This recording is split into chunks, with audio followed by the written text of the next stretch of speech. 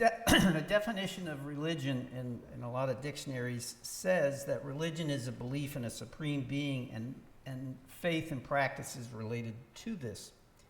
But this definition isn't really accurate because there are religions that don't have a god or gods. And similarly, some critics of religion say it exists because people fear death. But here again, some religions don't deal with death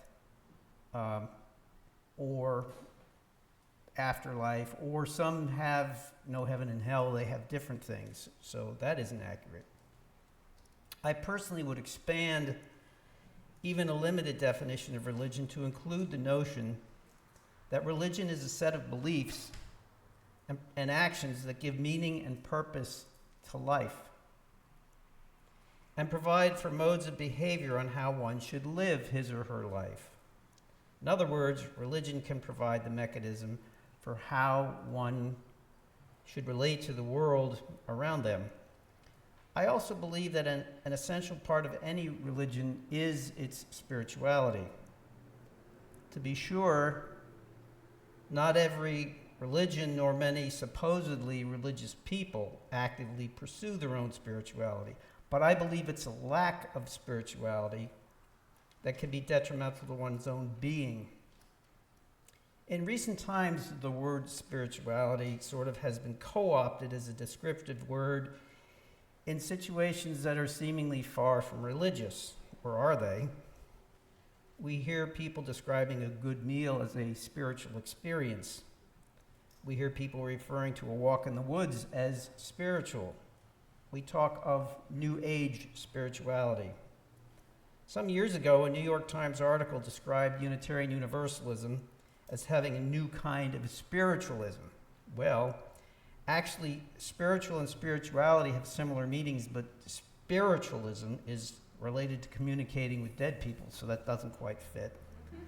To me, the word spiritual includes the idea of a relationship with the mystery and interconnectedness of ourselves with each other, with life, and with our universe. To some, spirituality also includes a relationship with the divine or the sacred in some manner.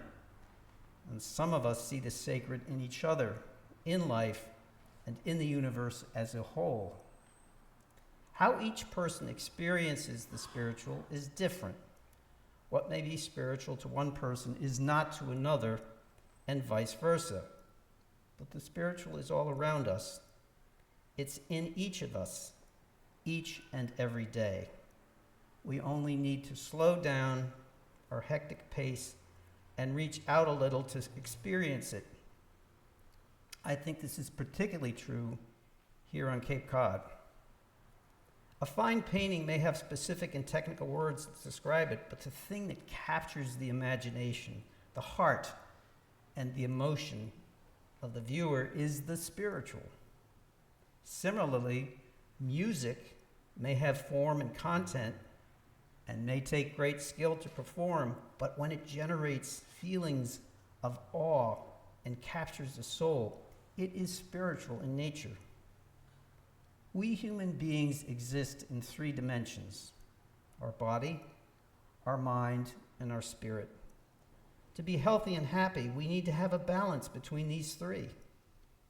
Body, of course, refers to our physical being. We all need to take care of our bodies as best we can. How we do this and our ability to do this will change throughout our lifetime, but we need to do the best we can. We all know the basic secrets of physical health. They are related to diet and exercise and seeing medical professionals on a regular basis. Mind, that's the other component, refers to several things, and it too changes through our life. It refers to challenging our minds through education, which can and should be a lifelong pursuit. It refers to our occupation, our hobbies, our pursuit of the arts, which can take a whole bunch of different forms, and many other kinds of activities. It also refers to some extent to the material, a safe home that gives us pleasure, and to financial security. Finally, There is our spiritual dimension, which is our connection with other, defined in so many ways by religions, by philosophers and sages and seers, by poets, and by ourselves. Our spiritual dimension, like the other two, will change throughout our life, and it is important to realize that body, mind, and spirit are not usually equal components. An 18-year-old, generally speaking, is mostly consumed by aspects of their body, while middle-aged people may focus mostly on their mind.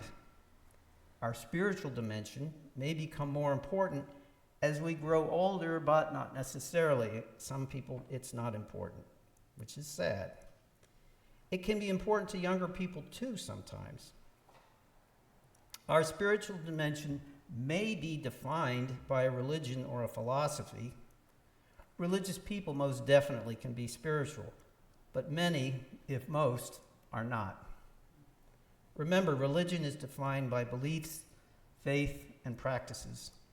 As an example, a person who regularly attends church may be considered religious, but if in their day-to-day life they are inconsiderate, quick to anger, and seldom help others, they really can't be considered spiritual, because care, concern, and compassion are spiritual by their very nature. To be happy, every person has to find a balance between these three aspects of their being. Our world is filled with people that don't do this. All you have to do is look at the news every day. Failure to address the aspects of our bodies can lead to ill health, and most definitely this will make us unhappy. A person who focuses only on their body, but not their mind and spirit, will eventually be unhappy, particularly as their bodies age and their youthful looks disappear, which happens to all of us. I'm reminded of the TV advertisements where this woman says, "I'm fighting it every step of the way." You gonna win? Probably not. And a person who never focuses on their mind, on their occupation or hobbies, or challenging their thoughts and ideas on having a home and financial security and finding meaningful things to do in retirement, these people will have great difficulty being happy. Interestingly, a person who focuses only on their spiritual side will also never be happy, because they too will ultimately suffer from ill health and have no means of satisfaction in the pursuits of the mind. Siddhartha Gautama was the Buddha, and he discovered this. When he left behind the riches and the power of his previous life, he sought enlightenment by only focusing on his spiritual dimension through extreme fasting and meditation. He almost starved himself to death. This brought him nowhere, and he finally realized that the extremes of overindulgence on the one hand and absolute physical and material sacrifice on the other will never lead to spiritual enlightenment. You have to strike a balance. That's one of the keys of Buddhism. The problem is that when a person does not find their own balance or ignores these aspects of their being, they never really can be happy. Think of someone who only focuses on the material and the financial aspects of life, but ignores the spiritual. They will sense a certain emptiness. Sometimes they can't describe it. Something's missing, but they may not know what. So what do many do? Well, they buy more and more things, and they pursue more and more wealth, or both. And this may make them temporarily happy, but what ultimately happens? That sense of emptiness comes back. How a person balances these three aspects of their being will vary based on the individual. There's no one right way. Unfortunately, the component most people seem to have trouble finding is their spiritual dimension. It's true, some people find it in their religion, but there are many other ways to experience it and to make it a part of oneself. A walk along the beach, a sunrise, the beauty of a waterfall hidden amidst a dense forest, the joy of new life. All these things can evoke the spiritual. They cause us to transcend ourselves and to transcend the moment. They force us to connect with the world and with the universe. They bring forth the sacred aspect of our human existence. People are constantly asking me if my many years at sea influenced my religious journey and my spirituality. The answer is profoundly yes. I have experienced a transcendent mystery, an awe, and a power on many occasions at sea. There have been times when I have stood alone on the bridge wing of a ship 1,000 miles from any human shore-bound soul and watched with awe as the sun disappeared over a distant horizon in a red blaze of glory, while the veil of night revealed a starbound sky with thousands of stars stretching from horizon to horizon.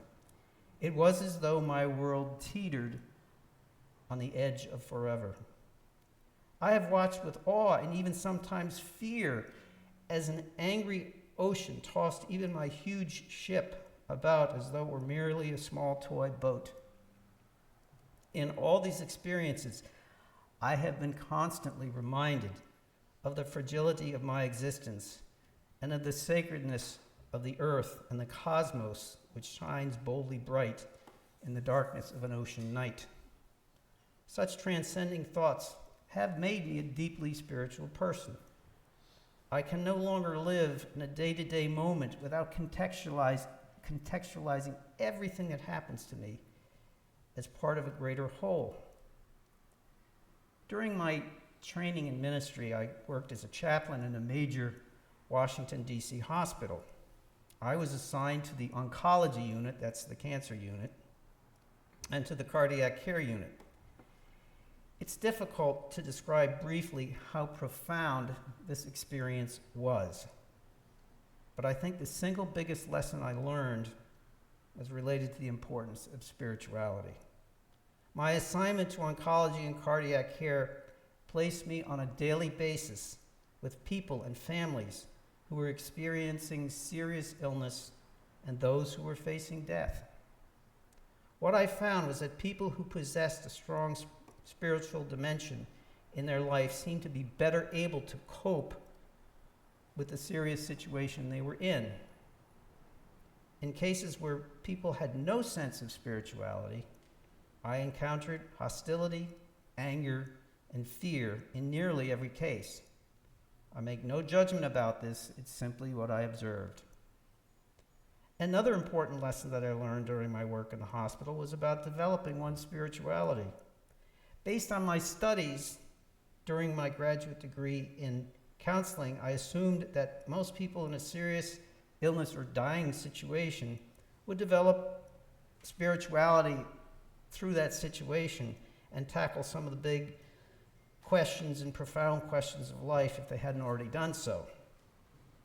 I found this assumption to be completely wrong. As nurses pointed out to me and again, people approach illness and death in the same manner that they have lived their life. If they have incorporated spirituality in their life, it will become part of their illness and dying process. Conversely, if a person has never been a spiritual person, they are unlikely to become so during an illness. One nurse explained it to me this way. She said, if you've been jogging your whole life and at age 60 someone asks you to jog, let's go jog through the park, it'll be a simple matter for you to do this. But if you've never run a day in your life, then at age 60 someone says, let's go out and jog through the park, you're going to have a difficult time doing it. Spirituality, she told me, is the same thing. If you've never developed your own spirituality during your life, it will become more and more difficult to develop as life goes on, particularly in a crisis situation. In a real way, developing a strong spirituality can help each of us cope with the pain and suffering of life, which we all experience. It can also help us cope with the reality of death. It can help us to find meaning in a seemingly meaningless world. That fact that people in our culture often have trouble understanding and developing spirituality is in large measure part of our Western and Greek-dominated way of thinking. Since the 18th century age of enlightenment and the rise of science, reason and rationalism have come to dominate our culture's thinking. Unitarian and universalism came from this. The tragedy, though, is that in the process of promoting reason and rationalism, which can be good, we've sacrificed the intangible, so much so that some people suggest that if something cannot be empirically measured, as it has no essential value. Spirituality fits into this. It seems clear that by bringing meaning into life and by instilling a sense of purpose and awe in our individual lives, we can better be able to understand that we are indeed part of an interconnected and interdependent web of all existence. This is what developing one's spirituality can do. It is that intangible feeling, the awe, the mystery that provides a person with a sense of worldly and cosmic connection. This is the spiritual component. And this is where Cape Cod comes in. Simply put, this is a spiritual place. The national seashore, the numerous parks and historical sites, and so much more. They all offer paths to the sacred, but we must spend time in them to appreciate them. Think of why you chose to live here in the first place, or why you chose to stay here if you were born here. Perhaps you didn't realize your love of Cape Cod. In your love of Cape Cod, you were accessing your spiritual dimension. But how often do you take advantage of this now? Spending time in the natural settings of Cape Cod can grow your spiritual dimension if you pay attention to your surroundings. And if you are unable to physically spend time in the beaches or the parks, you can still access them. YouTube is filled with Cape Cod videos that transport you to the magic and mystery of the Cape. And they will evoke memories of when you spent time in these places in the past. As I mentioned earlier, each human being is likely to develop and to understand spirituality in their own unique way. I'm reminded here of the Hindu notion of yoga. Hindus believe that the ultimate purpose of life is to seek enlightenment, which can be described as a kind of ultimate spirituality, a realization that all things, all people, and the universe are all truly one cosmic reality with God. That's what Hindus believe, and they only have one God, believe it or not, despite the 330 million other ones they have. I'll get to that someday. This is the interconnected web. Hindus recognize that human beings are different from each other, and they therefore suggest that there are different paths to take to find that spiritual component and spiritual enlightenment. These different paths are called yogas. There are yogas of action, yogas of love, yogas of intellect, yogas of joy, and many other kinds of yogas which are designed to fit the specific individual. No one yoga is considered better or more effective than another. What yoga is right for a person depends upon their individual personality. It's the same as developing spirituality. It's a personal activity. I believe passionately that each person must strive in his or her own unique way to seek and to develop their own spiritual being. I believe that spirituality is so essential for one's balance in life and finding joy and happiness and peace that I believe it deserves priority in our day-to-day activities. And I submit that finding the spiritual is hiding in plain sight right here on Cape Cod. Too often we put off things that seem to have intangible returns, like developing spirituality. Oh, I'll work on that when I have more time, we sometimes say. But I submit that developing spirituality is too critical to put off to a future time, and indeed that time may never come. With effort and practice in a variety of forms, each of us can develop our deeply spiritual nature. It exists in different ways in all of us. By engaging this part of our humanness, I believe we can find new meaning and purpose in life. We can also learn to place our triumphs and tragedies in the context of a greater interconnectedness with other people and with the universe around us. In so doing, we can gain a new reverence for the sacredness and the mystery of life. Such understanding can bring us to profound new insights and to a special kind of joy and happiness. It can connect us deeply to that which we find to be sacred and holy. Peace be with you.